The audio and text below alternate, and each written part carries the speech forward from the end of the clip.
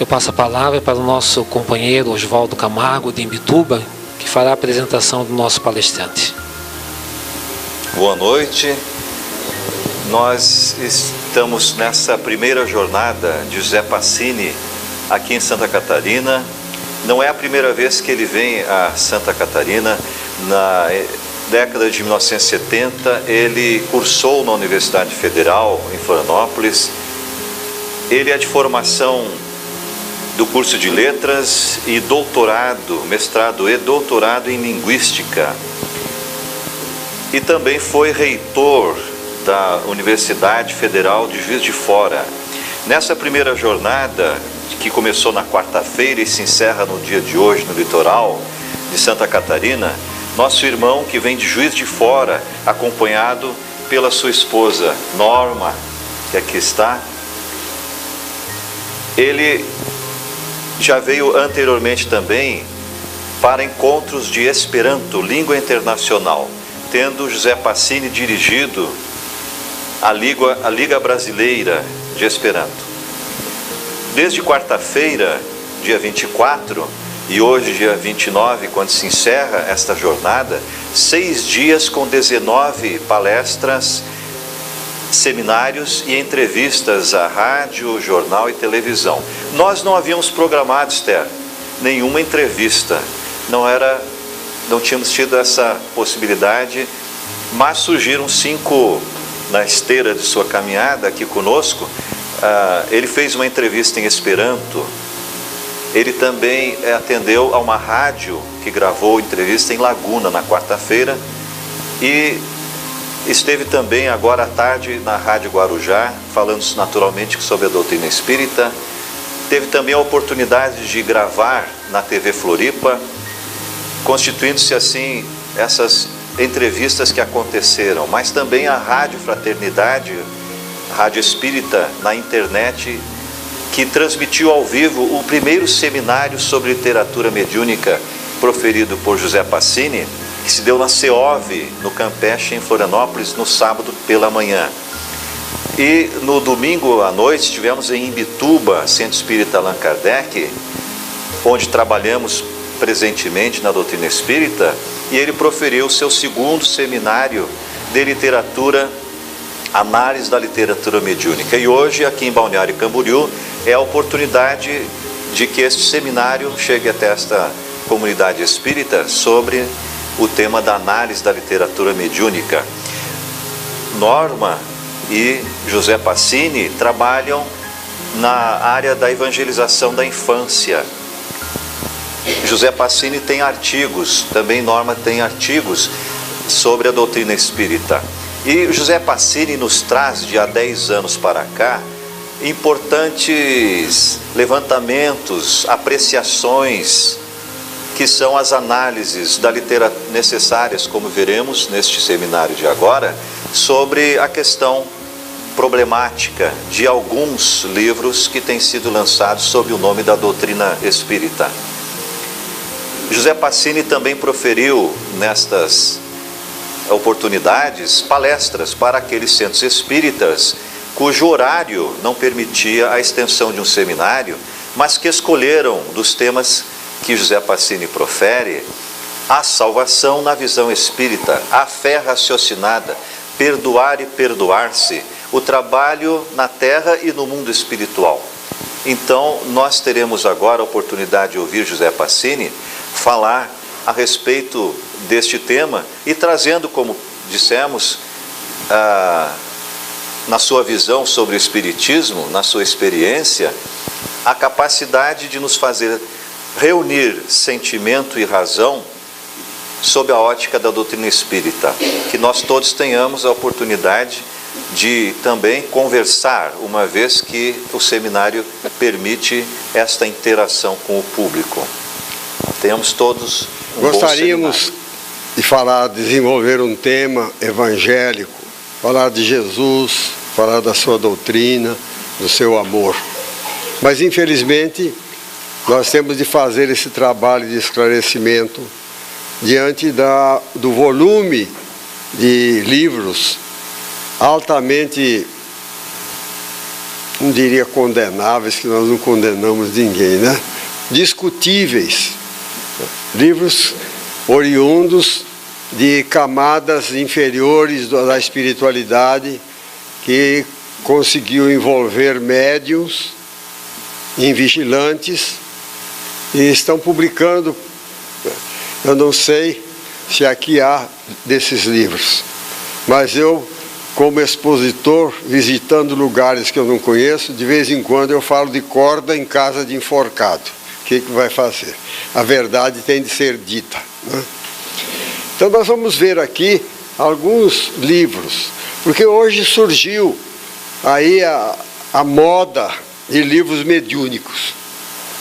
Nunca houve, ao longo da minha vida, eu vi uma onda tão grande de médiuns escritores, como há também os pintores e etc.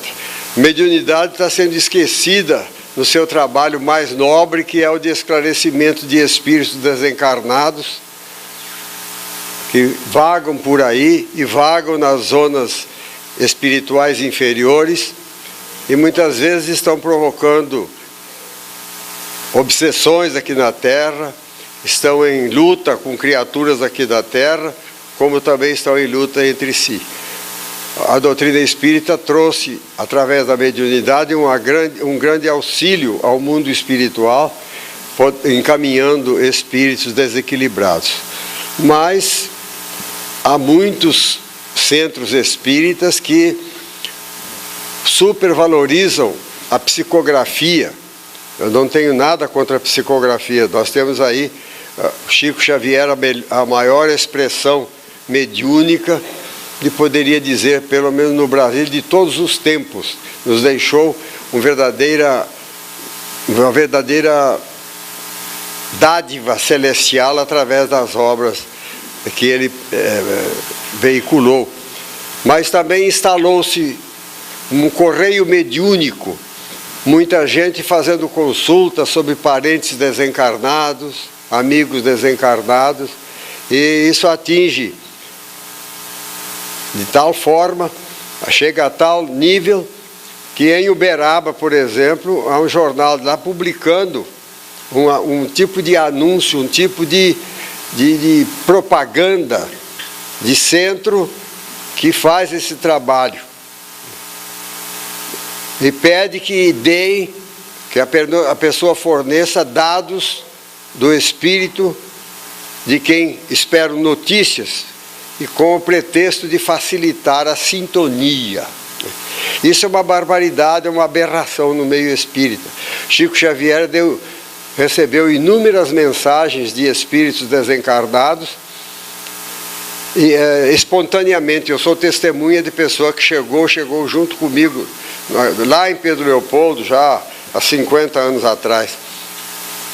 A pessoa foi do Rio de Janeiro, duas senhoras foram do Rio de Janeiro para Pedro Leopoldo, e aguardavam o final da reunião para perguntar ao Chico pelos filhos, não eram espíritas. As duas eram amigas desde jovens, casaram, tiveram filhos.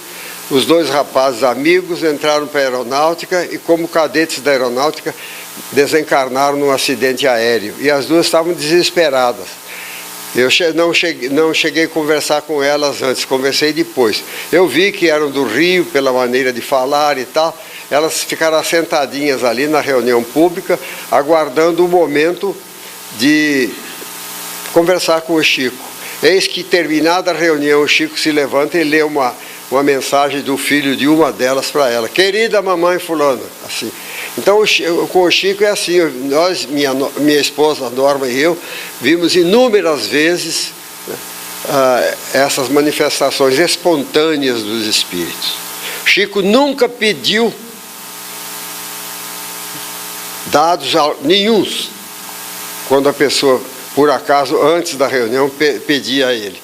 Eu ouvia falar, meu nego, aquele jeito típico dele falar, meu nego, o telefone toca de lá para cá.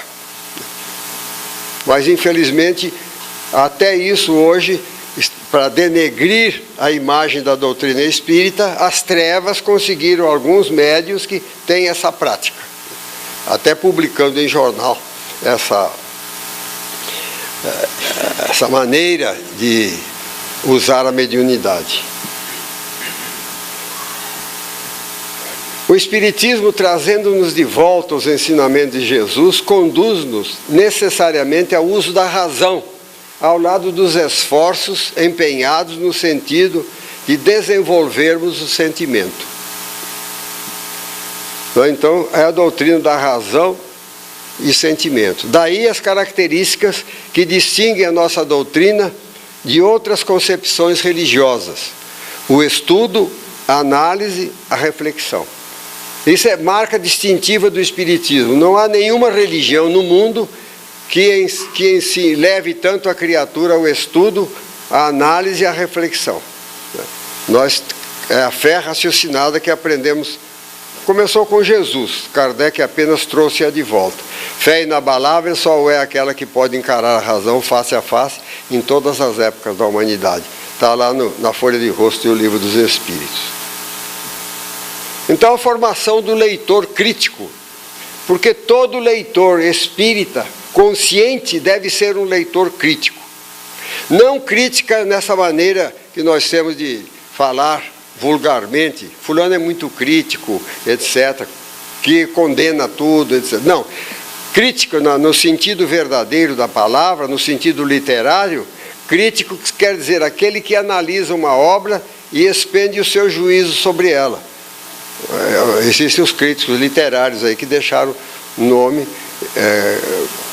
no meio literário, no meio universitário, etc. Mas todos nós espíritas devemos ser leitores críticos. Por quê? Você vê aquela obra muito bonita e tal, envolve até no sentimento, mas a razão deve estar vigilante, porque muitas vezes o nosso sentimento nos leva a aceitar certas coisas que são contrárias à verdade. Mas isso nós aprendemos com João, lá no capítulo 8, versículo 32, né? Conhecereis a verdade, e a verdade vos libertará. Como é que nós vamos nos libertar de crendices, de outras coisas, se não for através do uso da nossa razão? É claro que se nós analisamos alguma coisa e encontramos aí qualquer dificuldade, devemos orar no sentido de buscar o auxílio de espíritos mais esclarecidos, a fim de intuir-nos, de fazer com que nós vejamos outras coisas. Mas temos de estar atentos. Examinai tudo, retende o bem. É uma frase grandemente conhecida no meio espírita. Mas com base nessa frase de Paulo, há pessoas que dizem o seguinte, né? Nós devemos ler tudo. Sim, claro. Se vocês chegarem à minha casa, lá no meu cantinho de estudos, vocês vão ver lá uma porção de livros. São livros que não são espíritas. Eu tenho até alguns livros que atacam o espiritismo. Eu estudo, leio. Agora, eu não passo para frente nenhuma obra em nome do espiritismo que eu não tenha passado pela minha análise. Eu não recomendo a uma pessoa, leia tal livro, simplesmente porque foi editado pela tal editora. Porque hoje, muitas editoras estão se prostituindo. A palavra é pesada, mas não é no calor da oratória que eu estou dizendo, não estou falando conscientemente. Estão se prostituindo, porque sob a capa da manutenção de abrigos para idosos, ou de orfanatos, etc., ajudar os pobres, etc., muitas casas espíritas estão vendendo aquilo que chega da editora, sem analisar. E muitas editoras estão se enriquecendo. Porque no meu tempo de jovem, de criança, era difícil ser espírita. Nós éramos olhados de lado. Hoje o espiritismo dá até status. Então, é muito fácil, é um verdadeiro comércio que se instalou no meio espírita, de editoras vendendo livros. E eu gosto de dar nome aos bois. É lá do estado de São Paulo, de onde eu sou oriundo, eu sou mineiro adotivo. Em Araras, no estado de São Paulo, tem o IDE, Instituto de Difusão Espírita, que durante muitos anos era uma instituição cujas obras eram simplesmente você podia ler ou passar para uma pessoa, porque eles tinham um rigor muito grande na seleção daquilo que eles publicavam. Hoje não. Já publicaram vários livros aí que comprometem o nome da doutrina espírita. E virou, o ID lá de Araras virou uma indústria. É uma fábrica de livros, não é uma editora espírita. Então, se vocês virem algum livro, ID, observem bem. E se vocês acharem que compraram aí um elefante branco, queimem-no, né? Porque se passar para alguém, a não ser que seja um confrade esclarecido que tenha condições de entender e criticar como você, porque se passar, não vou aproveitar, vou dar para fulano, é um romancezinho muito bom, mas tem muita bobagem. Atualmente exige-se cuidado redobrado, leitura crítica de obras mediúnicas, seleção de livros e mensagens que serão passados ao público. Há uma editora lá no estado em São Paulo, os Mensageiros, é um grupo abnegado que há muitos anos imprime mensagens do Chico, imprimiu muitos do Chico, etc. E já escrevi para eles umas 2 ou 3 vezes, né, ultimamente, porque estão divulgando, eles imprimem e mandam gratuitamente maços de mensagens para os centros espíritas. Mas eu li certa vez alguma coisa que não condizia com o espiritismo. Eu não sou nenhum censor, né? Talvez até eu tenha sido no passado, lá no tempo da Inquisição, né? Não sou, mas eu olho, vejo aquilo está contrário a tudo que eu aprendi no espiritismo. Então eu escrevo, meus irmãos, vocês têm de tomar cuidado com isso aí. Nunca me responderam, nem concordando, nem discordando. Então, cuidado também da escolha do livro a ser estudado em grupo no próprio centro. Certa vez me chamaram a Mogi das Cruzes, lá no estado de São Paulo, para falar a um grupo que havia se formado em torno dos ensinamentos de Hermance de Faux, que foi uma médium que Kardec usou assim muito pouquinho dela, mas então o espírito obsessor pegou o médium e disse que era Hermance de Faux, escreve, o médium é psicólogo, é a obra mais difícil que eu encontrei para criticar, porque está tudo ali nas entrelinhas, etc. Né? Aí tem gente que fala, não, você tem muita maldade. Bem, então Kardec também tinha, porque Kardec selecionou muito. Né?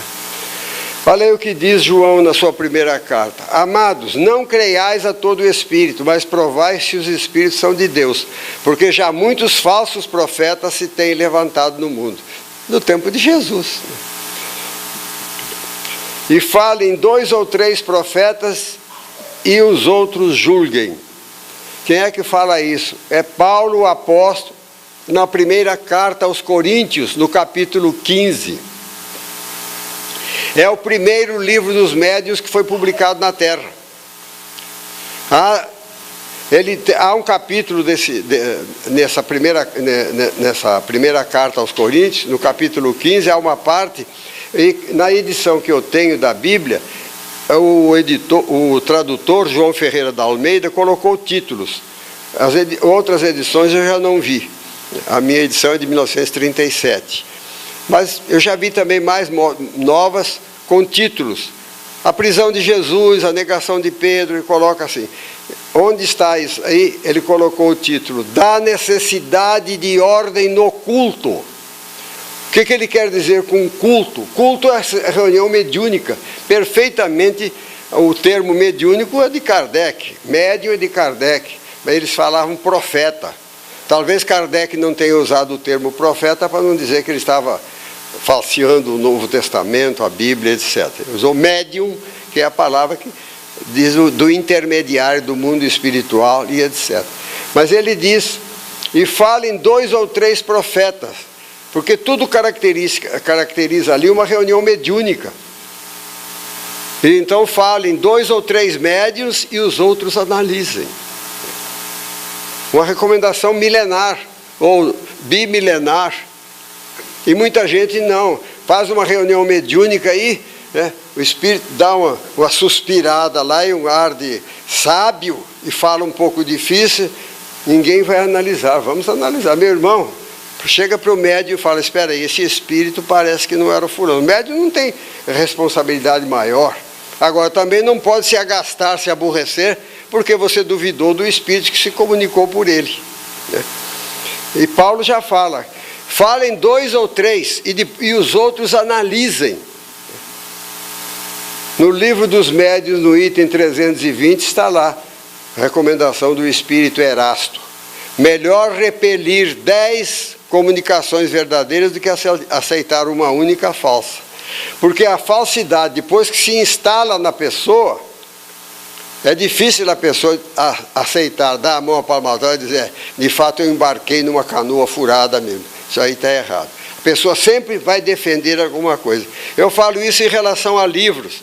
A pessoa chega numa livraria espírita de um centro, ou num clube do livro espírita, ou numa livraria espírita, mesmo como nós temos lá em Juiz de Fora, mais de uma livraria grande, compra um livro, lê desavisadamente, lê, embarca naquilo tudo. Aí chega um irmão e fala, espera, você está lendo isso aí tem vários erros doutrinários, e abre e mostra. Aí a pessoa começa a defender. Não, peraí, não é tanto assim, você está sendo muito exigente, tá? Porque ninguém gosta de admitir que foi enganado. É uma questão do nosso orgulho. Então, os estabelecimentos, seja o centro, ou livraria espírita, ou clube do livro espírita, deve examinar com muito cuidado aquilo que passa ao público em nome da doutrina espírita. Nome que não nos pertence, mas cuja honorabilidade, dignidade, seriedade nós devemos defender com todas as nossas forças. Assim também uma simples mensagenzinha distribuída no centro. Eu vou mostrar aqui algumas que depois vocês vão ver, se eu estou sendo excessivamente exigente. Essa obra, Os 4 Evangelhos, surgiu à época de Kardec. Eu vou até fazer uma pergunta, um controle. Por favor, quem já leu essa obra, por favor, levante a mão para mim. Ninguém? Já leu? Só você, minha irmã? Louvado seja Deus, né? Só você. Porque Jean-Baptiste Rustin foi um homem, um advogado da época de Kardec. Kardec publicou o Livro dos Espíritos, esse Jean-Baptiste Rustin publicou os 4 Evangelhos. São 4 volumes, assim, que ele pretendia fazer a parte religiosa do Espiritismo. É uma verdadeira barbaridade. Verdadeira barbaridade. Ele declara ali no livro, os espíritos com quem ele dialoga, declaram que Jesus não teve um corpo físico, que Jesus veio à Terra num corpo fluídico, que Jesus é um espírito tão elevado que não iria se sujeitar à lama da Terra. São espíritos que nos jogam para baixo assim, né? E tal. Mas não é só a questão do corpo fluídico de Jesus, não, que é uma aberração. Algumas pessoas dizem assim, mas você não deve falar isso, você vai aguçar a curiosidade das pessoas. Pelo menos, se a pessoa for ler por curiosidade, já está avisada. Ela vai ter, se tiver bom senso, ela vai ter oportunidade apenas de comprovar aquilo que eu disse, né? E se não concordar, eu vou deixar o meu e-mail ali, manda um e-mail para mim, que aí eu mando a análise completa que eu fiz da obra, né? Não são muitas páginas, são umas 8 páginas só. Porque é o repetitivo, é a marca dos pseudo-sábios, conforme Kardec fala lá no item 104 do Livro dos Espíritos. São aqueles espíritos que falam ex-cátedra, se assumem uma posição de sábios e falam, vós deveis saber isso, vós, fica lá no alto da sua sapiência. E Kardec os chama de pseudo-sábios.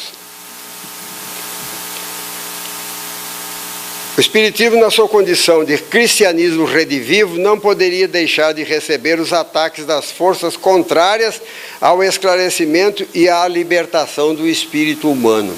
Nós não temos distância no tempo ainda e nem avaliamos ainda o que significou o aparecimento do Livro dos Espíritos para a humanidade.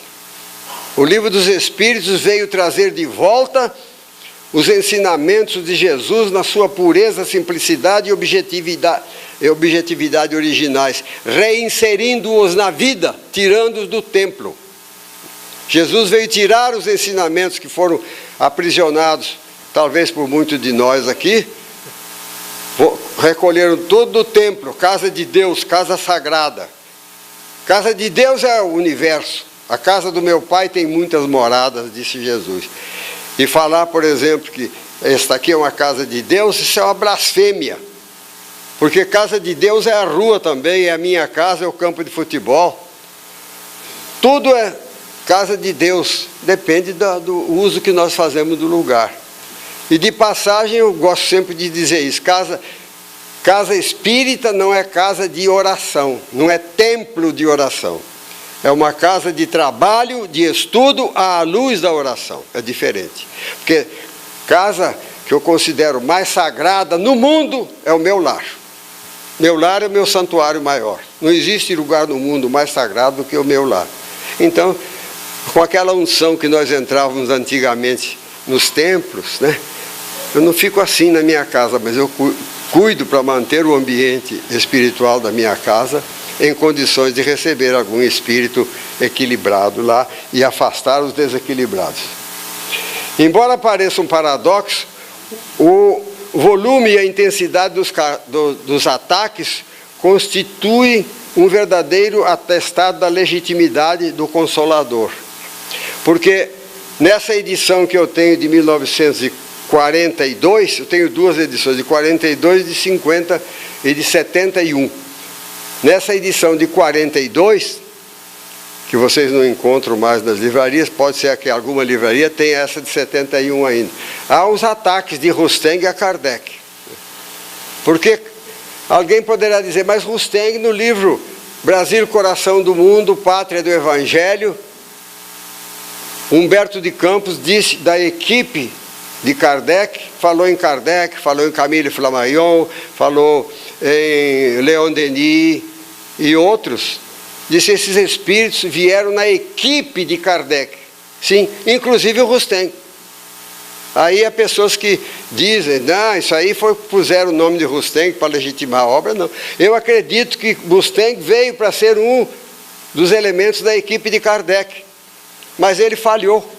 Nenhum missionário vem à Terra sem uma equipe de apoio, a começar por Jesus, que teve 12. É a equipe de apoio de Jesus. Eles não foram chamados porque Jesus chegou aqui e decidiu de repente, Pedro, deixe de pescar, venha ser pescador de almas. Levi, deixe a sua banca de cobrança de impostos, vem. Não. Eram espíritos que já estavam comprometidos com Jesus. Jesus só falou, é hora, vem. Por isso todos eles vieram. Judas fazia parte dessa equipe, falhou. Foi o primeiro caso na humanidade de um membro de uma equipe que vem com a missão à Terra falhar? Não. Em Esperanto, e eu sou esperantista, veio uma equipe com Zamenhof para ajudar na elaboração, mais na divulgação do Esperanto. Mas um falhou. Inventou um Esperanto por conta dele que atrapalhou muito o movimento esperantista. Era da equipe, tenho certeza. Conhecia profundamente o Esperanto. Veio preparado do mundo espiritual, falhou. E Jean Baptiste Rusteng também. Ele não quis ser o segundo depois de Kardec, né? E a vaidade dele mostra, até pelo título que ele coloca na obra, os títulos acadêmicos que ele tinha e tal, né?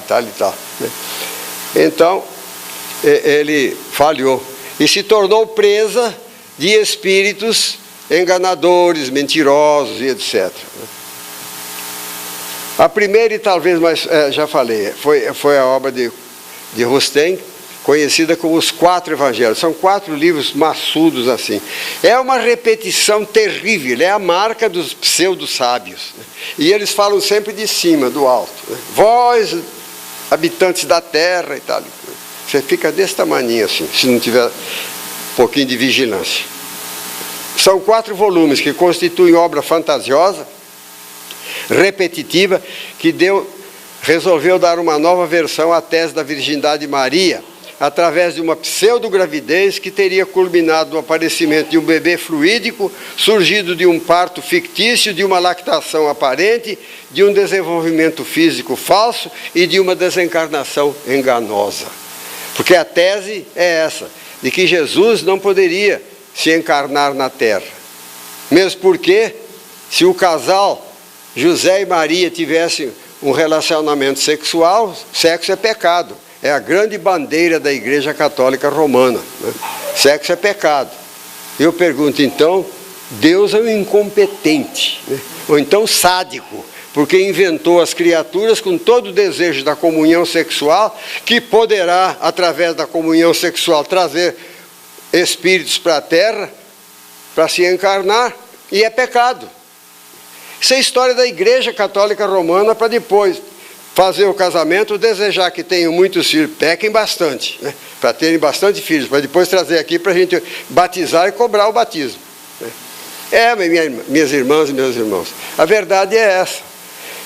Então, agora vão alguns dizer, mas Bezerra de Menezes, Bittencourt Sampaio, Saião e outros grandes espíritas do século XIX para o século XX, aceitaram o Rustem. Mas por quê? Eles eram todos bons católicos marianistas que estavam ali, né, cultuando, acreditando no sexo pecado. Ora, quando veio essa versão, né, de que Jesus veio através de um aparecimento fluídico, de uma materialização sem necessidade de um ato sexual, então para eles foi a solução. Como eles tinham muito o que fazer, porque o espiritismo era muito combatido, eles não entraram em discussão, embarcaram nisso, mesmo porque eu acredito que nenhum deles tenha lido completamente os 4 volumes. Mas é só imaginar um pouco. Porque ele fala, essa obra, bom, antes disso, diz que o menino não precisava mamar, ele fala lá no livro, ele era fluídico, mas fizeram pequenininho para enganar Maria, coitada de Nossa Senhora, Maria Santíssima, né? Então, com todos esses títulos, né, ela foi enganada, enganaram que ela teve um neném. Ela teve uma gravidez, teria tido uma gravidez aparente, e depois dava o seio para mamar, para o menino mamar. E esses espíritos, através do Rustem, diz que os espíritos superiores tiravam o leite, porque ela produzia o leite. Tiravam o leite da boca do menino e devolviam a massa do sangue de Maria. Precisa ser só num circo você fazer tanta mágica assim, né? Aí pergunto para o espírito, mas espera, e quando o menino ficou maiorzinho, a comida no prato? Não, os espíritos superiores tiravam a comida do prato, sumia com a comida. Pobre de Maria faria a comida para o menino com todo o amor, com todo o carinho, pois os espíritos jogarem fora, né? A obra é toda assim, né? Desse jeito, parece que é. Jesus, então, parece que cresceu, né? Mas aquela farsa, porque ele já podia ter aparecido adulto. É um jovem que apareceu aí, veio lá das montanhas, não sei onde e tal, começasse a pregar a doutrina dele, tudo bem. Mas Jesus deixou a lição mais bela para a humanidade de paciência. Um espírito daquela envergadura, daquela evolução, aguardou pacientemente o amadurecimento do seu corpo físico, que lhe permitia ter autoridade perante as pessoas. Porque ele, com 13, 14 anos, ele podia ter deixado o recado que ele deixou, que nos reúne hoje aqui. A prova disso é o diálogo dele com os meu Deus do céu, vendilhões do templo, não, com aqueles anciãos do templo, quando ele tinha 12 anos, que foi levado pela família. Ele maravilhou aqueles homens que envelheceram em cima dos estudos, etc. Aquele menino de 12 anos, né?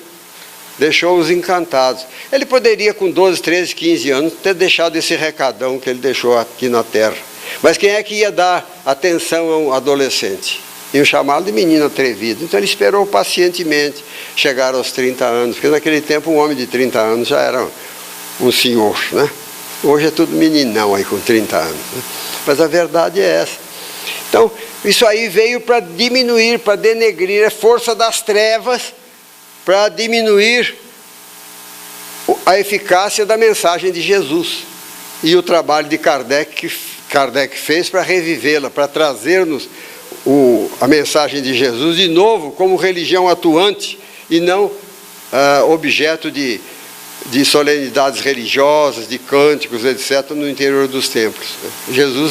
Kardec veio reviver o cristianismo, veio libertar o cristianismo das garras do catolicismo romano. Por isso que ele era combatido, porque existem muitas hostes espirituais que mantêm no mundo espiritual ainda todo esse ritualismo católico. Mas a obra de Rousseng não fica só nessa questão do corpo fluídico de Jesus, que muita gente discute e fala, não é só isso não. Nós aprendemos no Espiritismo que todos nós, somos frutos de uma longa e milenária evolução. A nossa vida como espírito começou lá nos primórdios da criação, e nós vimos nos encarnando nas várias espécies animais até atingirmos a hominização. E chegamos então. Agora, nesse caminhar, nessa escada evolutiva cujos degraus nós vamos galgando vagarosamente ao longo dos milênios sucessivos, não há volta. Não há volta. É um dos pontos básicos do Espiritismo, é a irreversibilidade do progresso. Quem já atingiu alguma perfeição não a perde jamais. A ocasião faz o ladrão, né? Faz nada. A ocasião revela o ladrão que ainda mora dentro da criatura. Porque aquele que se libertou do vício de se apossar do alheio, se libertou completamente, nada mais o tenta, jamais ele vai fazer isso. Mas Rousseng fala que o espírito volta assim. É a irreversibilidade do progresso. Um degrau atingido, não desce mais. Por isso, quando nós vemos assim uma pessoa, puxa, mas o fulano caiu. Não caiu, não. Ele enganou você que ele estava lá para cima e você acreditou. Ele revela, nós sempre nos revelamos no nível moral que nós temos. A encarnação, olha o que ele diz aí, não é uma necessidade, é um castigo. A encarnação humana é um castigo. Ele diz que nós, humanidade terrestre, estávamos no mundo espiritual, nós éramos já espíritos que ajudávamos no controle das estações, na germinação das plantas, etc. e tal, mas nos rebelamos contra os guias, aí fomos expulsos de lá e jogados aqui na Terra. É uma nova versão da rebelião no paraíso, né? Que determinou a expulsão de Adão, etc. e tal. É uma versão diferente que eles estão querendo impingir a gente. E ele diz que o espírito não é humanizado antes que a primeira falta o tenha sujeitado à encarnação. A encarnação só então é preparado para sofrer as consequências. Quer dizer, nós éramos espíritos já muito ilustrados no mundo espiritual, muito espiritualizados, nos rebelamos contra os poderes maiores da vida e fomos expulsos para a Terra. E viemos para cá, como não havia vida na Terra ainda, eu estou correndo muito, isso aqui nós nos encarnamos aqui em criptógamos carnudos, é um tipo de larva assim. Aí, mas espera aí, como é que pode um espírito que já tem lucidez, etc., se encarnar em larva? E os bichos não comiam essas larvas? Não, os prepostos protegiam, né? É uma coisa assim fantasiosa. Aí ele diz aí, já tendo grande poder sobre as regiões inferiores, cujo governo aprenderam a exercer, no sentido de que, sempre sob as vistas dos espíritos prepostos, há a missão de educá-los e sob a do protetor especial do planeta de que se trata, e aprendem a dirigir a revolução das estações, a regular a fertilidade do solo, a guiar encarnados, influenciando-os ocultamente. Quer dizer, já havia então encarnados, espíritos encarnados. Por que essa leva então revoltou-se lá, etc. Muitos acreditam que só ao merecimento próprio devem o que podem, e desprezando todos os conselhos caem. Eu tenho A evolução que nós temos, nós devemos a nós próprios, com a ajuda, é claro, dos bons espíritos, as bênçãos de Deus, o amparo de Jesus, mas o galgar dos degraus do progresso, nós devemos a nós próprios, ao nosso esforço. Aí ele fala que é a queda pelo orgulho, que nós, pelo orgulho, caímos. É uma nova versão da queda de Adão, da expulsão de Adão no paraíso por causa da vaidade, do orgulho. A tônica dessa obra é simulação. Parece que é, mas não é. Fulano finge que é, mas não é. Jesus fingia que comia, mas não comia. Jesus fingiu que cresceu, mas não cresceu. Jesus fingiu que desencarnou, mas não desencarnou. Isso aí é um trabalho das trevas para diminuir não só a mensagem espírita, mas também a própria missão de Jesus. O que, porém, naquela ocasião não podia nem deixar de dizer, o que tem agora que ser dito é o seguinte. Vocês lembram qual é a passagem mais clara, menos discutível do Novo Testamento a respeito da reencarnação? Mateus capítulo 17, versículos de 10 a 13. Jesus subiu ao monte com 3 discípulos, Pedro, Tiago e João. Orou, cobriu-se de luz e apareceram ao lado dele Moisés e Elias. Jesus conversou com os dois, Moisés com Elias, e foi embora. Aí quando eles estavam descendo, imagine a emoção desses discípulos, né, ao verem Moisés, o venerado pai dos profetas, e o grande profeta Elias, deve ter ficado emocionadíssimo. Mas quando eles estão descendo, um deles faz uma pergunta a Jesus. Talvez João, o mais moço, mais impulsivo: Senhor, não dizem os escribas que é necessário que Elias venha primeiro? Isso é uma coisa que eu já mostrei inúmeras vezes para as pessoas que dizem que reencarnação é invenção do espiritismo, né? Não. O discípulo raciocinou. Ora, se Jesus aparecer ao lado de Jesus, João Batista e Elias então não reencarnou. Então Elias não reencarnou. Alguma coisa está errada. Ou as escrituras estão erradas, dizendo que Elias voltaria e se encarnaria como João Batista, ou esse que está aí não é Elias. Pior ainda, o Senhor não é o Messias. Eu fico emocionado quando eu vejo isso, quando eu leio isso. Jesus dava a liberdade a um jovem, João era um jovem, e talvez ele, mais moço, de inquiri-lo sobre a própria natureza. O Senhor, então, não é o Messias, não se cumpriram as Escrituras. E o que é que Jesus diz? Em verdade, digo-te que Elias havia de vir, mas já veio, e não o reconheceram. Antes fizeram-no padecer como farão padecer o Filho do Homem. E diz o versículo 13 do capítulo 17 de Mateus: e eles entenderam que Jesus lhes falara de João Batista. Quer dizer, é Jesus que declara ali que João Batista foi a reencarnação do profeta Elias. Mas ele ataca isso também.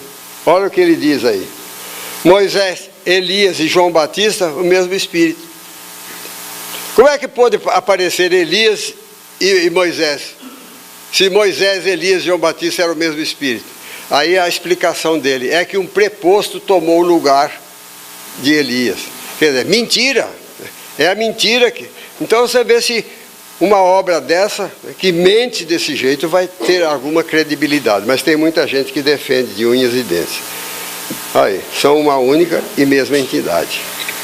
E já está lá em Mateus 24: e surgirão muitos falsos profetas e enganarão a muito, e por se multiplicar a iniquidade, o amor de muitos esfriará.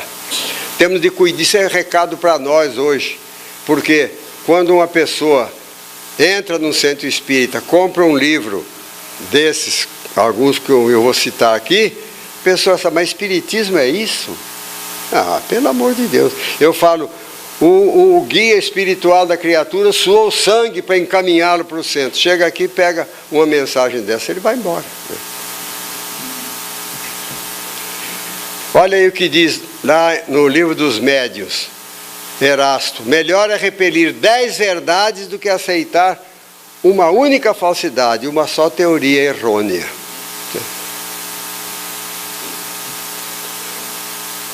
Um princípio de direito diz que em dúvida pró réu, né?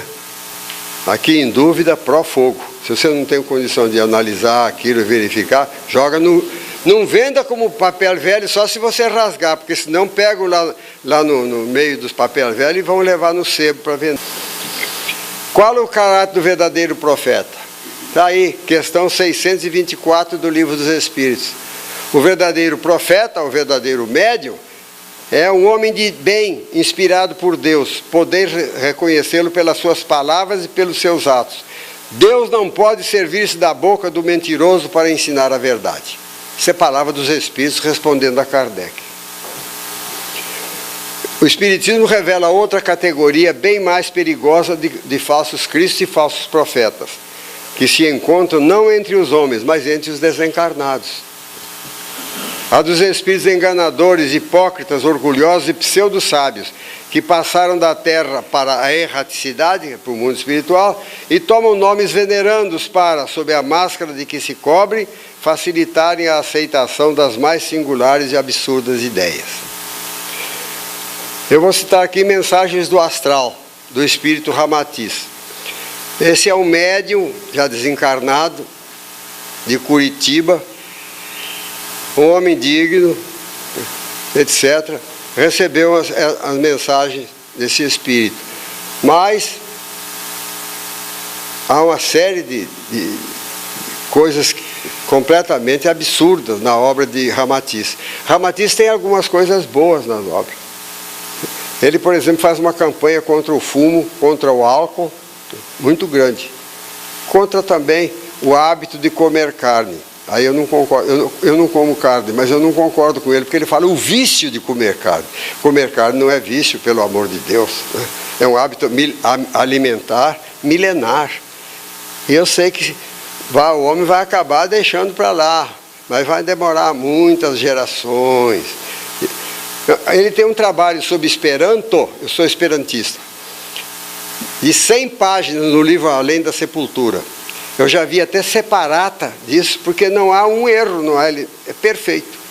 O grande problema é esse. Você pega uma página desses espíritos que eu estou falando aqui, muitas vezes são boas. Um livro é bom, você lê, está bom. Agora, aquilo é técnica das trevas. Põe um bom e depois põe um outro. Então, o fulano é bom, já li um livro bom dele. Vai ler, já lê sem grande espírito crítico e embarca numa porção de coisas. Divulgam o erro, o equívoco. Olha aqui o que ele diz lá no livro em 1949. Eu já estava encarnado nessa época, né? Em 49. Já estava bem adiantadinho. Vocês estão tão curiosos para saber quantos anos eu tinha em 49, né? Mas eu não conto, né? Para não deixar vocês com cálculos matemáticos, eu estou com 89, né? Então pronto, já estão sabendo. Mas em 49 saiu esse livro.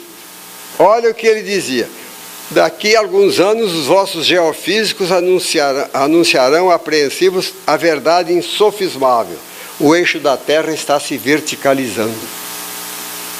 Nós já passamos do século, já entramos no novo milênio.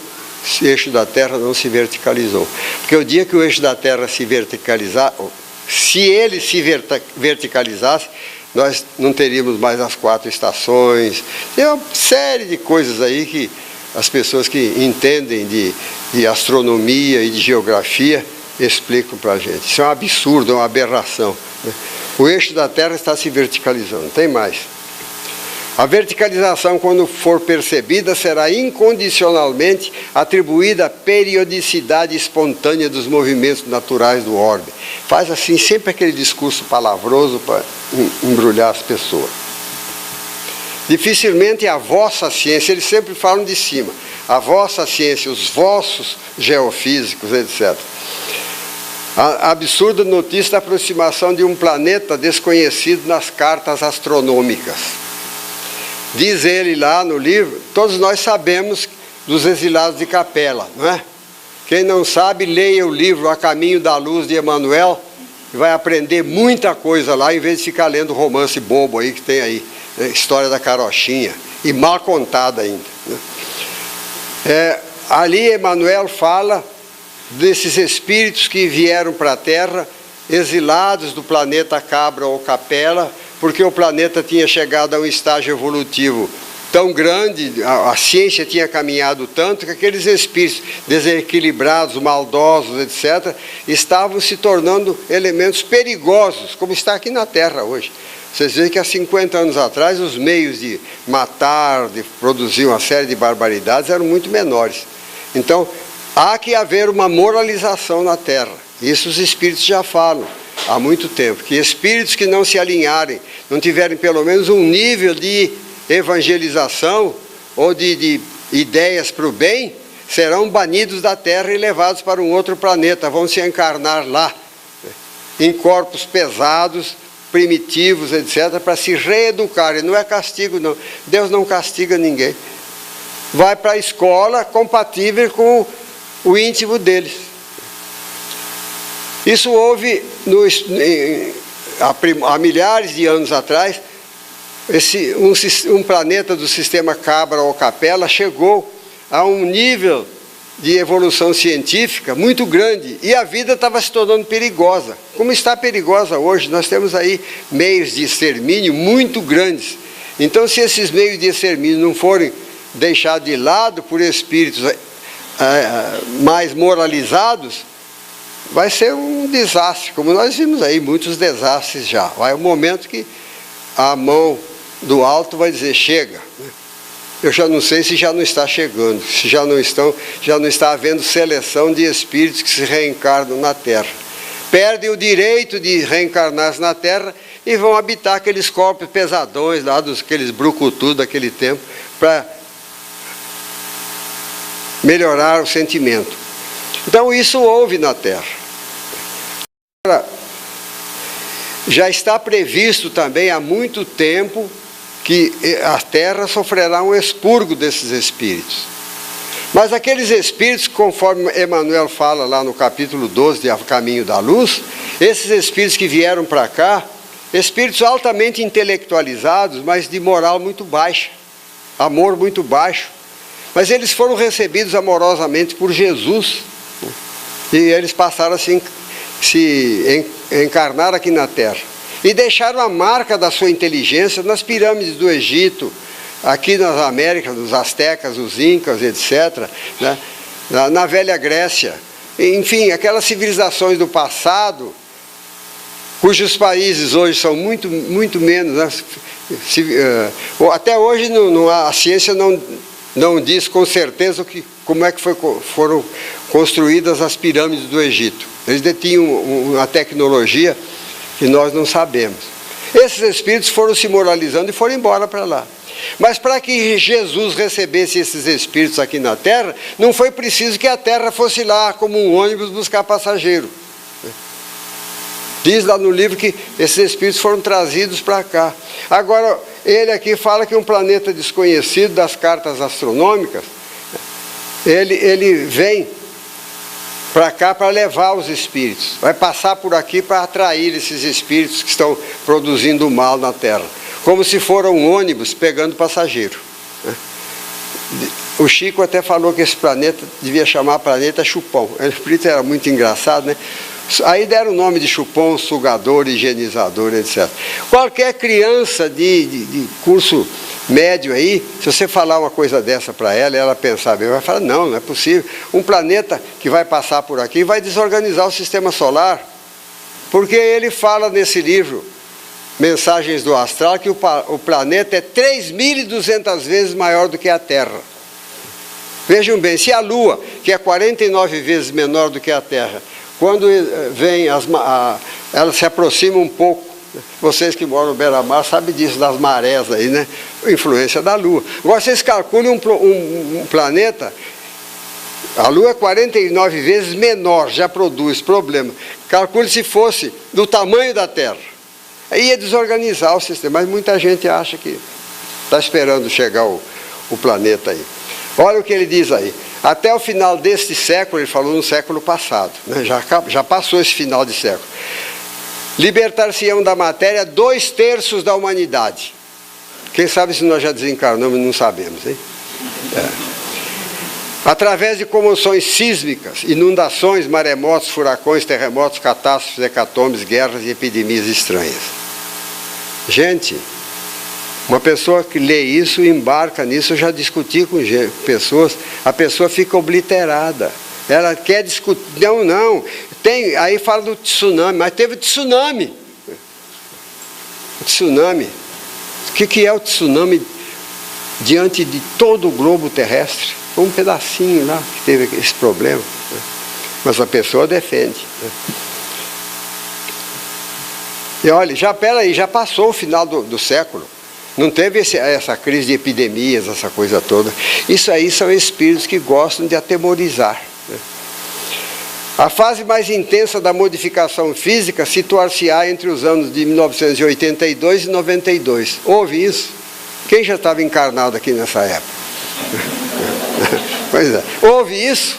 Não houve, né? Pois o advento do 3º milênio será sob os escombros. Em todas as atitudes geográficas revelarão o maior ou menor efeito do fim dos tempos. Isso aí parece que é mensagem de espíritos inferiores para atemorizar as criaturas, para causar temor. E toda criatura atemorizada é mais facilmente dominada. É só usar o raciocínio. Nossa fé é fé raciocinada. Eu estou correndo muito porque a matéria é muito grande, né? No mesmo livro, falando sobre Jesus, submisso e fiel ao mecanismo natural da vida humana criada por Deus. Qual é a vida que não é criada por Deus? Eles têm o dom de repetir para dar ênfase à coisa que falam, né? Sabia curar com a simples imposição de mãos. Está falando sobre Jesus. E usava uma terapêutica afim com o seu tipo psicofísico e temperamento espiritual. Eu costumo dizer, um discurso desse é nada como tudo em matéria de completamente, né? Para você entender, né? Agora, diz que ele diz aqui que Jesus aprendera a curar com os essênios. Isso é para diminuir a figura de Jesus, que ele não bate de frente, não, mas a mensagenzinha subliminar dele aqui e ali é para diminuir a figura de Jesus. Então Jesus veio aprender alguma coisa na Terra, mas é engraçado que essa afirmativa aqui, publicada em 1949, já tinha sido desmentida, se é possível desmentir uma mentira antes dela falar. Mas Emmanuel fala isso no livro A Caminho da Luz. Dizem algumas correntes e tal que Jesus aprendeu a curar, viveu entre os essênios dos 12 aos 30 anos. Mas Jesus não precisava disso e tal. A Terra conhece a superioridade espiritual desde os seus primórdios e tal. Mas apesar de Emmanuel ter falado isso, ele escreveu isso, que Jesus aprendeu a curar. Ora, é muito simples. Ainda que você não tivesse lido o livro de Emmanuel, não tivesse nada, você ia pensar, peraí, aprendeu com os essênios. Quem são os essênios? É um povo muito bom que está lá e tal, vegetarianos e não sei o quê. Né? Mas espera aí, existe algum registro histórico que eles tenham curado algum cego, leproso, paralítico, estrupiado? Porque quem ensina deve saber mais do aluno, do que o aluno, né? Então eles deviam saber mais que Jesus. Não tem. O abismo. Médium Rafael Américo Ranieri. Esse médium foi fazer uma pesquisa. Veja como é que a treva envolve a pessoa invigilante. Orai e vigiai para não cair em tentação. Vigiar quem? Ficar olhando para trás, ver se tem algum espírito obsessor. Perguntar para o médium vidente, você está vendo algum obsessor aí perto de mim? Não. Graças a Deus. Está vendo algum guia? Também não. Bom, pelo menos não tem obsessão, já está bom. É tolice pura. Nós sabemos quem nos acompanha, só nós olharmos dentro da nossa cabeça e do nosso coração, nós sabemos quem nos acompanha. Em Minas costuma-se falar assim, lé com lé, cré com cré, né? Você sabe, né? Se você está pensando coisa boa, sublime, elevada, tá, com pensamento na caridade, no amor, na tolerância, etc., o espírito inferior chega perto de você, isso aí não é de nada, isso aí é do Evangelho, deixa para lá. Agora, se você tem aí umas coisinhas, eles fazem uma anamnese muito mais do que o médico faz na pessoa, né? Examinar. Esse homem, ele era delegado de polícia de Guaratinguetá, delegado regional. Ele foi convidado a presenciar umas reuniões de materialização luminosa do famoso médium Peixotinho. Os mais antigos aqui ouviram falar do Peixotinho. As materializações dele, o espírito aparecia irradiando luz e iluminava a sala, né? E um dia eu venho falar para vocês aqui sobre materializações luminosas. Maravilha. Esse homem, na condição de delegado, ele foi convidado, porque ele, como policial, tinha meios para verificar fraude, essa coisa e tal. Ele ficou encantado, que na verdade o espírito que se materializava através da mediunidade de Peixotinho iluminava a sala. Então ele escreveu um livro, se tornou espírita, escreveu um livro de umas 400 páginas, Materializações Luminosas. Aí desenvolveu mediunidade, aí fundou um jornal em São Paulo, se tornou político e caiu. Aí escreveu esse livro, O Abismo, porque ele desenvolveu mediunidade. Olha o tipo de médium. Descrição do guia do médium. Ele fazia excursões fora do corpo físico com esse guia dele. Então o guia ia levando. Como o André Luiz fala lá, que o Gúbio o levou, quem leu o 7º livro lá, Libertação, que Gúbio levou o André Luiz, da mesma jeito ele fala que o guia dele, Orcus, olha o nome do guia, levou, olha a figura do guia dele, longos cabelos brancos ligeiramente enrolados, como se fossem cordas, desciam-lhe pelos ombros, rosto enorme, redondo, aquadradado, sobre um pescoço taurino e peito descomunal. Aqui tem uma porção de coisas que eu não entendo. O que é redondo aquadradado? Tem algum arquiteto aí que possa me explicar isso? Você vê isso aí, uma pessoa que pega uma obra dessa, compra uma obra dessa ainda mais num centro espírita, numa banca de livro espírita, ou recebe aí através do clube do livro, fala, mas os espíritas são parcos de inteligência, né? Os mais educados vão falar assim, os outros vão falar que nós somos burros mesmo, né? Agora, um guia desse, com pescoço taurino, né? Aquele pescoção e um peito descomunal e um rosto enorme, isso era para espantar qualquer criança, né? Ser guia. Aí ele diz que eles estavam lá a 325 mil quilômetros, eu não posso transcrever tudo, não dá tempo, 325 mil quilômetros longe da Terra. A Terra, da distância média da Terra à Lua são 384.400 mil quilômetros e 400 quilômetros. Dos 384.400 mil quilômetros. Então eles estavam para cá da Lua. Estavam para cá da Lua. André Luiz fala que via o luar lá do nosso lar. Vocês lembram disso? Eu sou formado em nosso lar, tenho mestrado em nosso lar. Conheço nosso lar quase de cor. A obra do Chico eu estudei muito, não foi à toa que ele trouxe. Ora, se Chico lá no nosso lar vê a Lua, é porque os planos, nosso lar e etc., estão aqui mais próximos da Terra. São 384 mil quilômetros até perto da Lua. E de lá ele diz que vieram como 2 torpedos os dois. Nós não temos notícia de que espírito viaja assim. Isso é coisa do Flash Gordon, do meu tempo de criança. Orcus era o nome do guia dele. Segurou-me fortemente e compreendi que diminuíamos a velocidade como 2 torpedos que chegassem ao objetivo. Em seguida pousamos na ponta de um penhasco. À nossa frente, numa distância indescritível para o espírito humano, eles sempre colocam isso, colocam acima. Contemplei uma criatura de grandeza excepcional e de uma perfeição assombrosa, tão belo que produzia em minha alma uma verdadeira vertigem. Nunca vi a pessoa ter vertigem porque viu alguém belo. Acreditei em enlouquecer, quer dizer, enlouqueceu porque viu um espírito bonito. É triste isso, né? Nós devíamos chorar em vez de rir, porque isso está sendo vendido em nome do Espiritismo. E fizeram nova edição, isso aí saiu por volta de 1960, por aí, saiu esse livro, como outro, Sexo, Vida e Sexo. Não, Sexo Além da Morte. Sexo Além da Morte. O André Luiz tem um livro, Vida e Sexo, que é uma maravilha. Mas ele acreditou em enlouquecer porque viu o espírito bonito. Pousado no penhasco elevado e pontiagudo, com longas asas descendo-lhe sobre as espáduas cintilantes, um anjo de sublime beleza dominava o abismo. Então ele viu um espírito com asa e tudo, né? Um espírito enorme, pousado na ponta do penhasco, olhando a boca do abismo, tomando conta da boca do abismo, porque segundo ele, os espíritos aquele inferninho que ele acreditou estavam lá no meio, embaixo da terra. Mas olha aqui agora. Aquele é Gabriel, que assiste diante de Deus, declarou Orcus com acento carinhoso e profundo. Aí dá vontade até de você tocar uma valsa, carinhoso e profundo, né?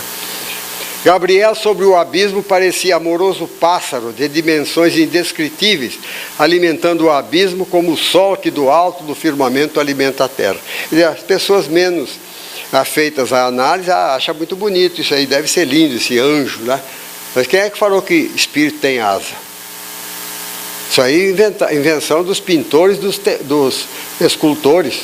Não existe nenhuma passagem no Novo Testamento que legitime uma afirmação dessa, que anjo tem asa. Mas é que os pintores começaram a representar espírito. Como é que o espírito veio? Veio pelo ar. O que anda pelo ar é passarinho. Passarinho tem asa, então asa nos espíritos também. E os teólogos encarregados de orientar a religião não falaram nada. Vimos agora Gabriel. Sabe quem é esse Gabriel? Gabriel é aquele espírito superior que teve a nobilíssima missão de anunciar a Maria que ela trazia no ventre o Messias. Eu falei, coitado do Gabriel, ele que era o mensageiro celeste, né, passou a ser carcereiro do inferno, né? Ele estava lá tomando conta da boca do abismo. E ele era tão lindo que ele escondeu o rosto para não ficar cego. Nunca vi beleza de alguém cegar a criatura. Aí ele fala dos espíritos, ele descreve aquelas cenas de espíritos sofredores, sofrendo aquela coisa, nem Dante na Divina Comédia, no inferno da Divina Comédia, foi tão minucioso. Ele escreve assim coisas terríveis. Aí ele diz que os espíritos vão caindo, atingem a inconsciência e começam a percorrer para trás a escala evolutiva. Isso aí é uma barbaridade.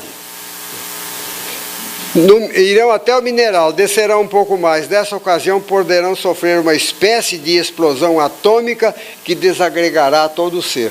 Quer dizer, vai destruir o espírito, vai matar o espírito. Não dá, né? Sexo Além da Morte, para vocês verem, né? Esse livro, o outro livro dele que surgiu, ninguém falou nada no meio espírita. Quietinho. Olha as figuras, repara as figuras. Lendo esse livro, você vê que ele tinha problemas sexuais íntimos. E um espírito obsessor aproveitou exatamente essa brecha que ele deu para produzir esse livro. Esse livro tem umas coisas lá que eu nem transcrevo. Bem, mais modernamente, médium Carlos Antônio Bacelli, espírito Dr. Inácio Ferreira. Veja que eu coloco entre aspas aí, porque não é Inácio Ferreira.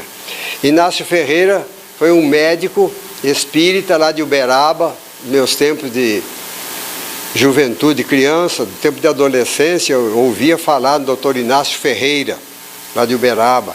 Um médico que teve a coragem de se declarar espírita, porque ser espírita naquele tempo não era fácil, não. Um médico, então, espírita era muito raro. E ele era psiquiatra. E ele aliou o tratamento psiquiátrico com o tratamento mediúnico. Então, ele foi diretor do hospital. Está aqui, deixa eu ver. Olha aqui. Do outro lado do espelho. Esse livro aqui tem umas barbaridades, né? Como diz o povo aí. Nem Deus acredita. Ele fala aqui do tempo que ele estava encarnado, né? Ele conta do tempo que ele estava encarnado na Terra. Então você vê que é um indivíduo grosseiro, mal criado, fumava como um desesperado. Dr. Inácio fumou. Mas aí ele faz apologia ao fumo.